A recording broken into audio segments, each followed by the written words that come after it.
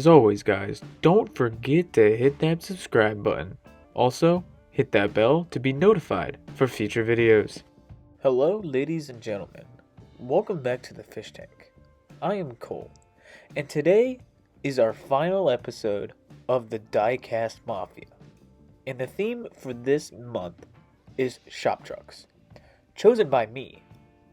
For this build, I chose a Chevy Silverado to build into my own shop truck for my channel. So, let's jump into it.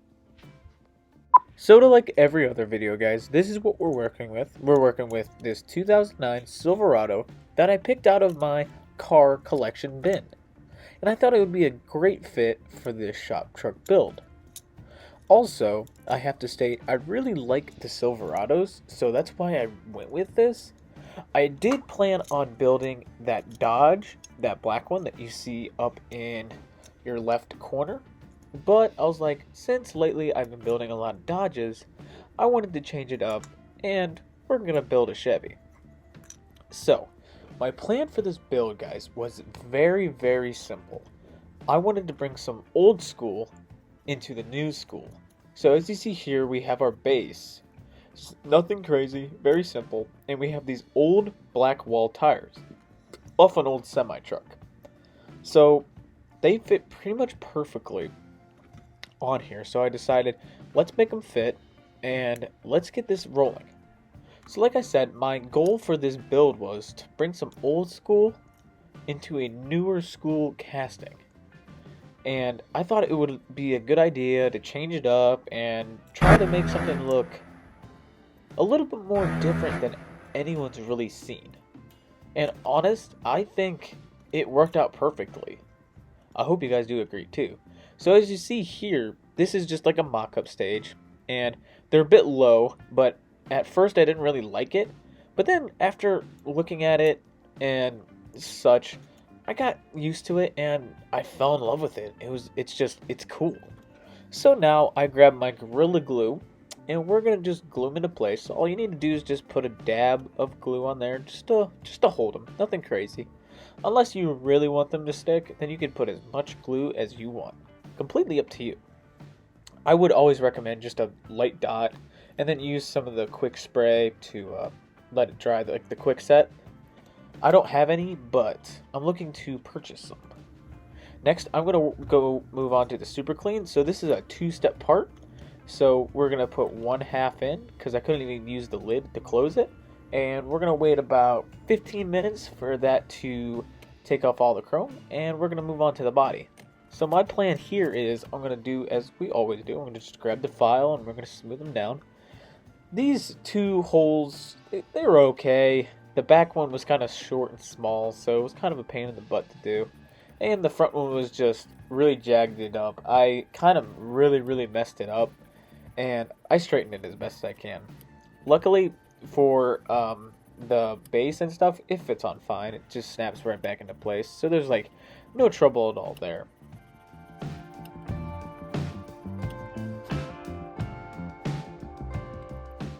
Sanding that down, we're going to start and move on to round 2 of the super clean treatment.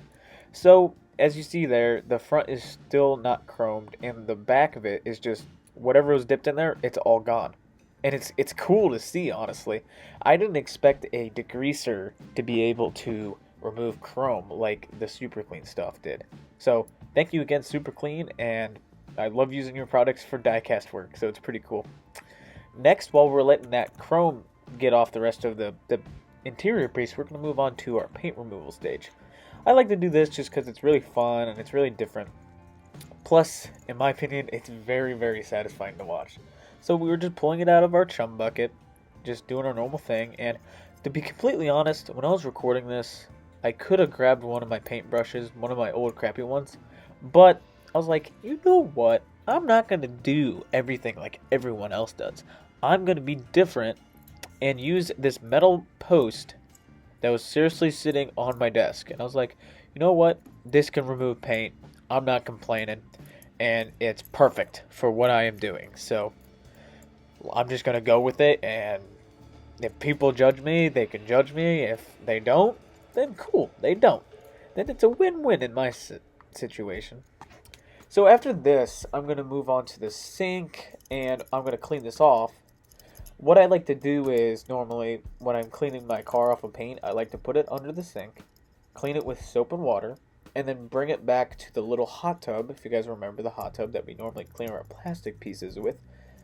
And then I will put some super clean in there to actually degrease it of any crime and stuff like that, just to clean it up, and make sure that when we do apply paint, that there is nothing that's gonna ruin the paint or ruin the primer going on.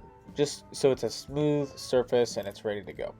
So like I said, now we're gonna move on to the hot tub. I do have my plastic pieces in there. I wanted to get all the degreaser off I could off the interior piece, but just because the plastic was sitting in there, and I plan on painting some of the pieces on the interior, so I thought it would be best to clean it up as best as possible and let it dry overnight. I did the same thing with the glass because I also plan on putting a couple of decals on. I do that off camera. You're gonna have to wait and see those at the end of the video, but it's worth the wait, I promise. So after we degrease and clean off our car as best as possible, we're moving on to the wire brush. Remember, at Cuda's Diecast Customs, we do not use Dremel tools anymore because we are working harder for a better product. Also, when you are working with a wire brush or any type of wire attachment or tool that you're cleaning your vehicle with, always remember, safety first, wear your safety goggles, wear your safety gloves, and protect yourself. We do not want anyone to get hurt in this hobby, because this hobby is meant to be fun, not dangerous. So, guys, while I'm cleaning this truck up, I wanted to ask, how's everyone doing? You guys good? I'm always curious, so if you guys do want to comment down below how you're doing, I would love to know. As you all know, I do read all my comments, so please fire away. I would love to see where you guys are at. So after we finish cleaning this, guys, I'm going to move on to paint. I have a good idea what I want to do for paint, and I think it really makes this truck stand out. So stay tuned.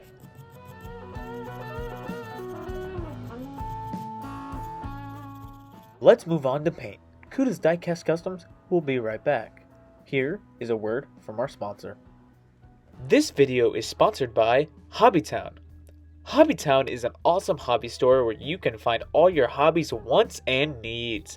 They provide everything from your tools and supplies to an awesome variety of paints, from spray paints to paints for your airbrush.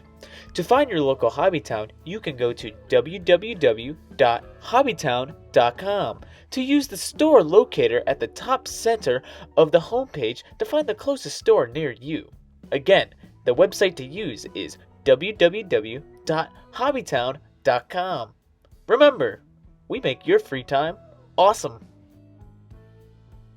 I went with paint. I went with a crafts paint that I got from Hobby Lobby, and it was just like a $3 rattle can, and I think it turned out pretty cool. It's very cool, and it's very my style. That's my favorite color, is blue.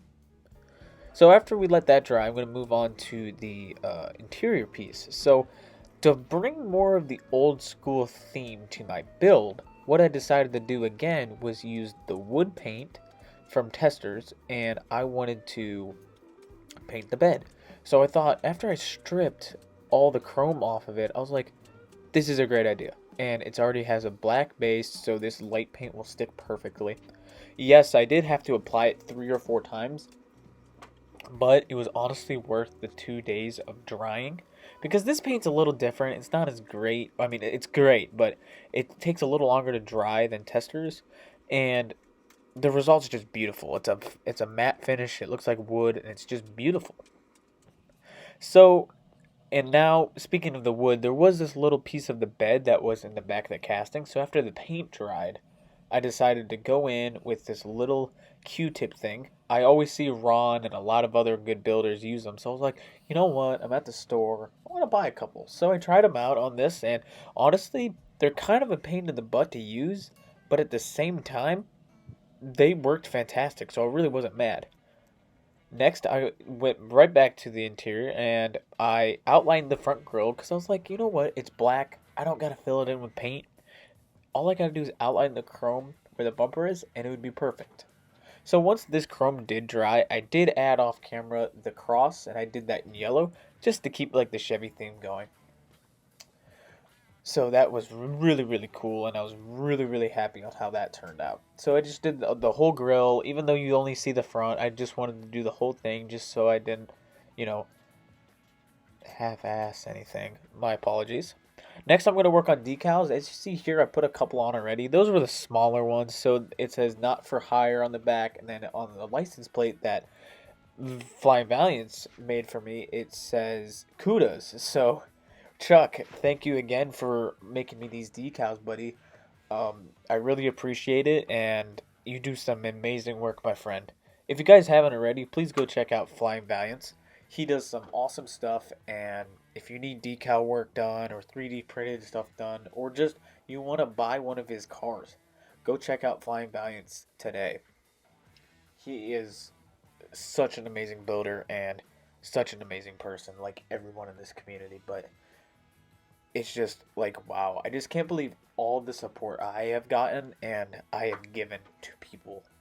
It's just amazing how it shows on how everyone grows so fast, and just because of a couple people knowing your name, it's just beautiful. And I love to help out, and I love to get inspiration and wisdom from anyone, and I really, really appreciate it. So I wanted to say thank you to Chuck, but I also wanted to say thank you to everybody else who is following me and watching all these videos. I really appreciate it, guys, and if it wasn't for you guys, I wouldn't make you videos each week. I wouldn't be doing this. I wouldn't have the motivation. So thank you guys again. I really, really appreciate it. And no, I am not getting emotional over here. So what you see here is I'm putting my logo on, and then I'm putting like the town I'm from on the bottom. So you guys are like, oh, it's a shop truck. So that's where we're gonna go. We're just gonna go to a shop in there, right? So yes, that is what we did there. Next, I am doing the little plastic piece that you see on a lot of the Dodges. Oh my gosh, I said Dodges. I meant Chevys, and I thought this would just be, a good thing to do on this build because most of the trucks nowadays have them, and I thought it would just be necessary, and for like detail purposes, I thought it'd be a good idea to add it. So this is me again, just using one of those little Q-tip things and adding this little black piece. So the little black piece above the tailgate. So I thought it would be just like a cool accessory. After we finish this, I let it dry, let it fully cure all the decals and such, and then I clear coat it. So we used our craft clear coat, and we didn't have any bubbling this time, so I was very, very happy. Now we are at the final assembly stage of our Diecast Mafia shop truck final build off. So what I'm going to start with is by showing how the casting came out. What I did was the rear bumper, did the tail lights, did this little plastic piece that are on all Silverados for the most part. We added a Cuda's license plate, Ohio license plate. Thank you again, Chuck, over at Flying Valiants. You are amazing, man, and I appreciate making these decals. Moving on, we did the chrome pieces here. I put my logo here and the area where the shop would be right there. We did the front lights, so it looks cool. And that's how the casting turned out. Very cool. Next, we are going to the base. Remember, we put the old school black walls on there. I thought it'd be a cool touch to bring the old age into a newer casting. So that's going to look awesome. Next, we worked on our glass. I didn't show working on my glass, but this is what I did. I had a couple more decals sitting around Diecast Graveyard, using it as a glass photo, or not photo, like a print that people put like stickers on their glass. So that's up there. And then a Flying Valiants one, of course, because Chuck made these decals, so I thought I'd give him a little cred, because why not? He's a friend, so that's good. And then the little number 57. This is a important number to me, and it should be an important number to you guys because it will come into play with a future build. So stay tuned for that. And then lastly, our interior and rear piece. So if you remember, we did the back piece in the wood paint, and it actually turned out very awesome. This was about a 4-layer process, so it turned out fantastic. Didn't do the wheel wells because I thought it looked cool in black, and that looks awesome. No, not really any black showing, so that's cool. Interior didn't do anything with, kept that pretty simple. And the front, we chromed it, and then I did paint the badge, the Chevy badge, in yellow just to make it more correct. So that's cool. So guys, let's go see what we started with. And here is what I started with. It was a very simple and very, very basic Chevy Silverado from Hot Wheels. But today, I put my own spin on it. I put the Cuda Diecast Custom stamp of approval on this truck. I think it turned out amazing, and I cannot wait for you guys to see it. So, let's not waste any more time, and I'm just going to go show you it. Let's go see their final results. So here is our final results for our Diecast Mafia shop truck. Guys, I really think it really puts a lot of old school touches into a new school truck. I would love to see what you guys think. I think it turned out amazing. I love what I did here. The paint change is cool. It looks very nice with the clear coat, I might say. It looks very, very good. The decals are on point. I wanted to thank Flying Valiants one more time. Thank you, Chuck, for applying and making these for me. I really, really appreciate it. Wanted to give a shout out to Diecast Graveyard. Hey, Paul, I hope you appreciate my little window sticker that I put on the top of the truck.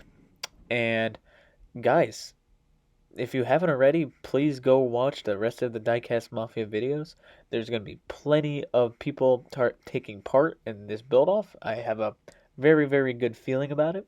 So make sure to go check everyone else out and have a fantastic day, guys. Thank you for stopping by the fish tank, and I will see you in the next one. Bye, guys.